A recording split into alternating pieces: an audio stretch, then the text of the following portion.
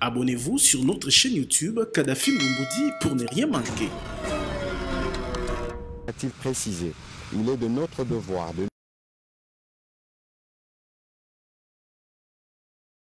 en apportant notre soutien matériel, moral et spirituel à nos vaillantes forces de défense et de sécurité. Il a insisté sur l'impératif pour les institutions publiques de l'État et leurs animateurs d'adopter un train de vie plus sobre.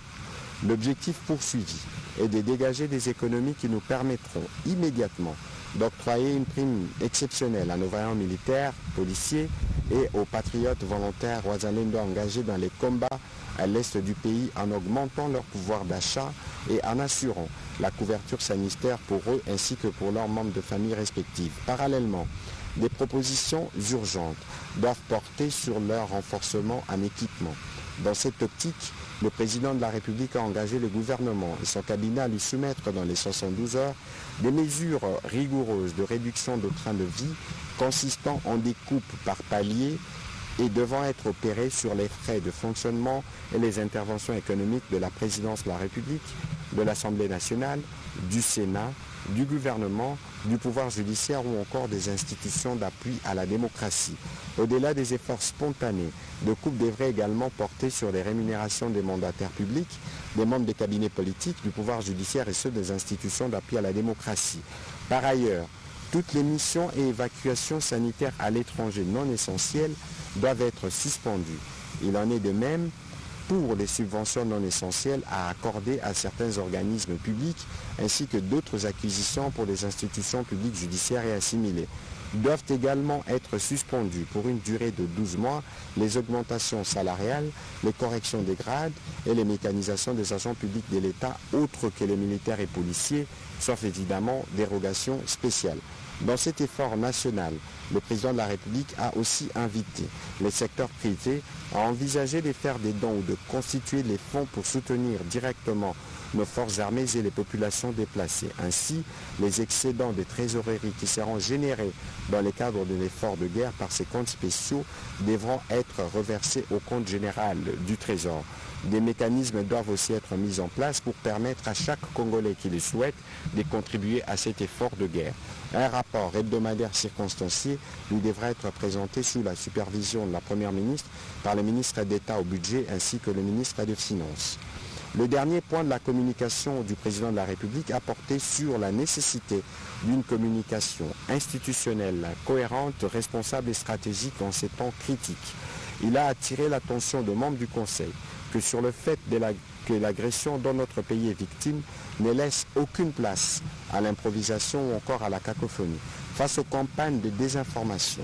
orchestrées contre notre nation, il est impératif d'adopter une communication institutionnelle, cohérente, responsable et stratégique, car constate-t-il avec gravité que des voix discordantes, parfois mal informées, affaiblissent notre message et donnent prise à l'ennemi. Cela doit cesser, ce qui permettra à notre peuple d'avoir une information claire, juste et vérifiée, qui renforce sa résilience et sa mobilisation aux côtés de nos forces armées. Nous sommes à un moment décisif qui commande la vérité et la cohésion soient nos armes face à l'intoxication et la manipulation, a-t-il précisé. Pour une communication plus responsable et plus efficace, il a engagé que le gouvernement, sous la coordination de la Première ministre, a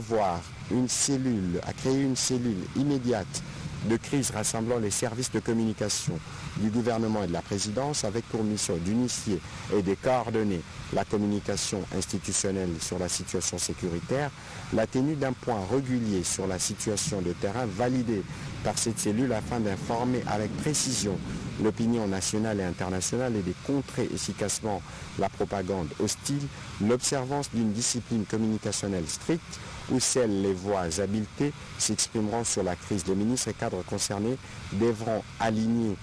leurs interventions et les orientations stratégiques autour du ministre de la Communication et des Médias.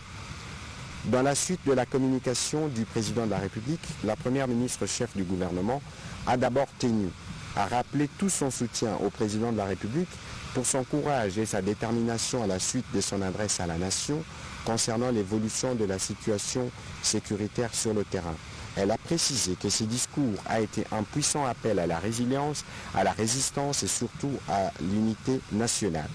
En réponse à ces discours, elle a présidé le jeudi 30 janvier 2025 une réunion spéciale avec les membres du gouvernement pour mettre en œuvre les décisions et directives annoncées par le président de la République. Dans les contextes actuels marqués par une crise humanitaire sans précédent et des menaces pesant sur notre sécurité, le président de la République a engagé le gouvernement à intervenir sur 3 axes prioritaires nécessitant une mobilisation coordonnée et efficace des ressources disponibles. C'est donc à ces propos que la Première ministre a invité les membres du gouvernement à s'engager pleinement dans cette dynamique pour s'assurer de l'efficacité de notre action par rapport à la situation dans l'Est du pays. Pour terminer, elle a chargé la commission interministérielle Économie, Finances et Reconstruction de travailler en urgence afin de nous produire au prochain Conseil de ministres un rapport sur l'impact des conséquences de cette guerre sur notre économie, ce qui permettra notamment au gouvernement de mieux calibrer les efforts à mener en termes de réduction de train de vie et de mobilisation de recettes. Au deuxième chapitre du Conseil de ministres de ce jour, relatif au point d'information, le vice-premier ministre, ministre de l'Intérieur, est revenu notamment sur l'état d'esprit de la population qui a été marqué par la colère au vu de la détérioration substantielle des conditions humanitaires, des milliers de déplacés à Goma et ses environs suite à la présence de troupes rwandaises dans la ville, la mobilisation par la population pour la défense et l'intégrité de l'intégrité territoriale du pays, quel qu'en soit le prix, la reconnaissance par l'opinion nationale de la bravoure, du sens de patriotisme et de l'héroïsme de nos éléments de forces armées consécutives à la résistance devant les troupes rwandaises dans la ville de Goma, la fermeté et l'engagement du président de la République exprimé au cours de son adresse à la nation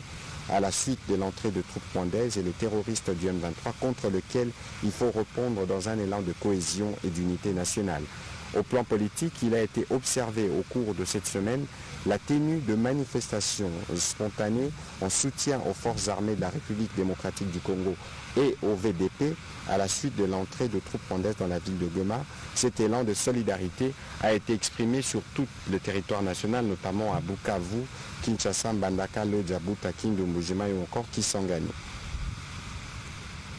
Sur le plan sécuritaire, spécifiquement pour la ville-province de Kinshasa,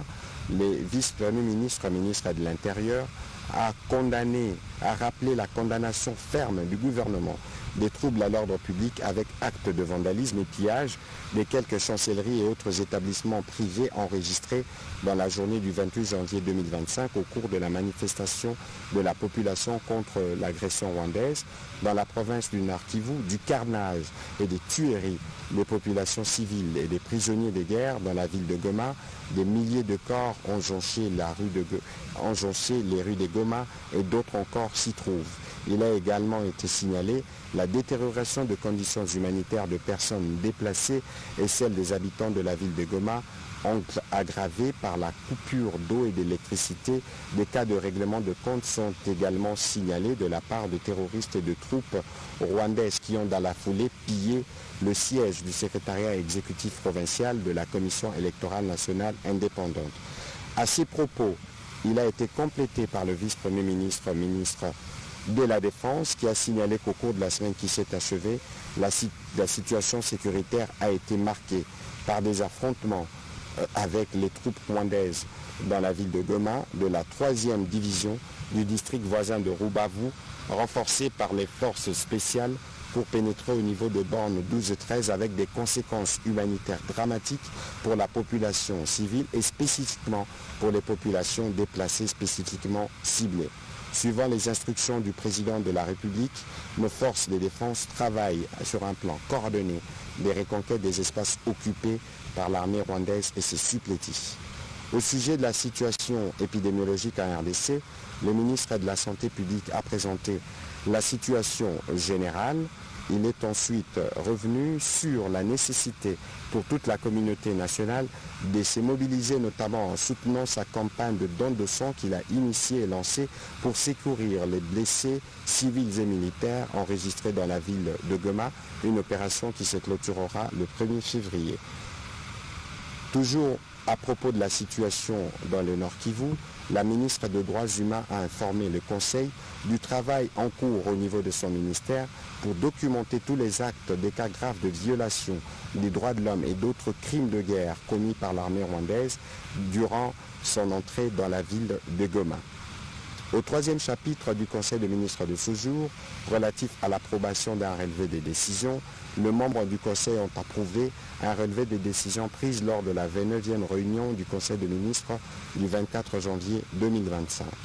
Au chapitre de l'examen et d'adoption d'un dossier, plan d'urgence harmonisé des gestions de crise et des catastrophes pour les 3 prochains mois, le vice-premier ministre, ministre de l'Intérieur, a présenté au Conseil un plan d'urgence harmonisé de gestion de crise et catastrophes pour les 3 prochains mois. Il a indiqué que les amendements et corrections y apportés à la suite de la réunion du Conseil du 27 décembre 2024 rencontrent les attentes du Conseil des ministres conformément aux orientations pertinentes du président de la République. Il a à ses propos été complété par la ministre des Affaires sociales. Après débat et délibération, le Conseil a recommandé un travail de mise en commun avant son adoption définitive au regard de la situation catastrophique qui prévaut à Goma et les carnages et autres crimes enregistrés. Au dernier chapitre du Conseil des ministres de ce jour, relatif à l'examen et à l'adoption d'un texte, le ministre d'État, ministre de la Justice et garde des Sceaux, a soumis au Conseil le projet d'ordonnance-loi autorisant la prorogation de l'état de siège dans les provinces de l'Ituri et du Nord Kivu pour une période de 15 jours prenant cours le 6 février 2025. Après débat et délibération, ce projet d'ordonnance-loi a été adopté. Commencé à 14h30, la réunion du Conseil des ministres a pris fin à 17h18. Je vous remercie. Abonnez-vous sur notre chaîne YouTube Kadhafi Mboumoudi pour ne rien manquer.